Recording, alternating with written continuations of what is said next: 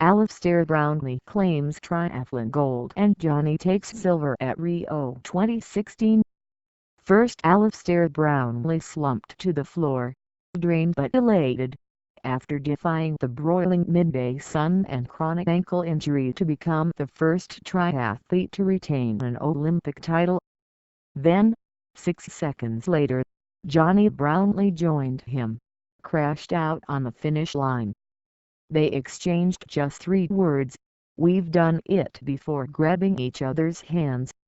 The pair had just created a moment of jaw-dropping history, becoming the first British brothers to win gold and silver at the same event at an Olympics. Now came the embrace that could have been scripted by Hollywood. Yet along the Avenida Atlantica minutes earlier there had been no brotherly love. Having struck clear of the Frenchman Vincent Louis, the Brownlees both knew that with 4 kilometers remaining the gold medal was a straight fight between the two of them. Jonny looked strong. Alistair, less so, kept emptying bottles of water over himself to stay cool. As the duel in the sun grew more tense, the younger brother made a catastrophic error. Live Rio 2016 Olympics. Usain Bolt goes for 200m gold. Athletics, Taekwondo, live. Day 13, combined, water and lightning, with sailing, diving and triathlon medals up for grabs, and Usain Bolt attempts a triple-double. Read more as Alistair explained. "In the first bit of the run we worked together. I saw Luis was starting to get gapped, so I told Jonny, push it on now. We got that gapped, stabilized. We knew it was hot and didn't want to push it on too early and risk the heat. I got onto that second lap and started pushing it on, and then Jonny said relax." It was at that moment Alistair realized his brother had shown his hand and was struggling more than he was letting on. That ruthless big brother instinct kicked in, the instinct that has helped him to establish a 17-7 career record over his sibling. And so he attacked hard. Soon he was 10 seconds ahead, then 20 seconds, then he was out of sight. "I just thought, if he's telling me to relax, he's probably finding this quite hard," Alistair said. "So I pushed it on a bit more and I was really surprised to get that gap." This time last year Alistair was about to undergo surgery on an injured ankle, while Jonny was on crutches because of a stress fracture in a foot. Some had written them off. But Alistair always believed he could get back to his imperious London 2012 form, despite a few bumps along the way. "My ankle only began to be pain-free when I ran in the new year and I had put on quite a lot of weight," he admitted.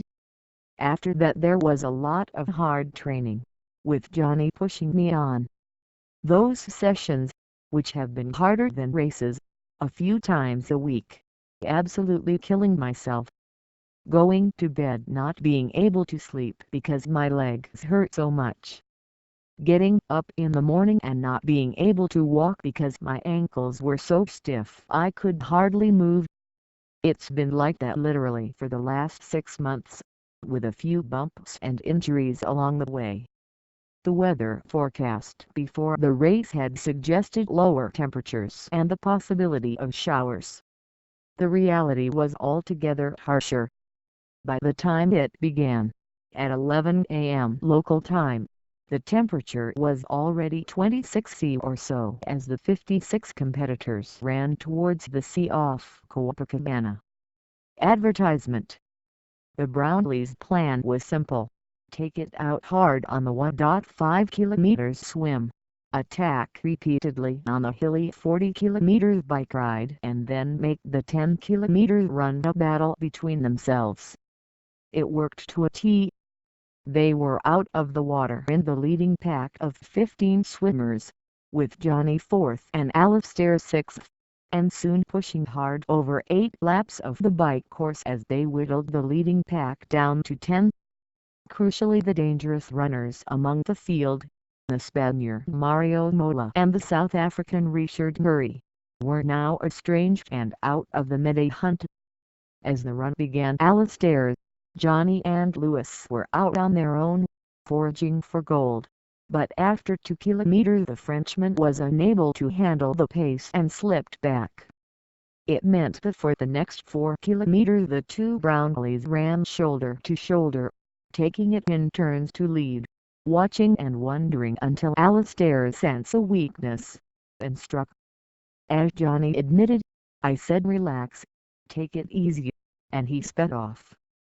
Even then, he wondered whether his older brother had gone off too hard. But Alistair had timed his race, just like his comeback from ankle surgery, with Swiss precision. Sign up to our daily Olympics briefing. Read more. Once Alistair understood that gold was secured, he slowed to a trot, grabbed the Union and Yorkshire Rose flags and then began to walk the final 40 meters to the finish. He wanted to savor this because he knew his body, so prone to breaking down, might never allow him another day like this again. So he stood by the line, waving to the crowd, basking in their adulation.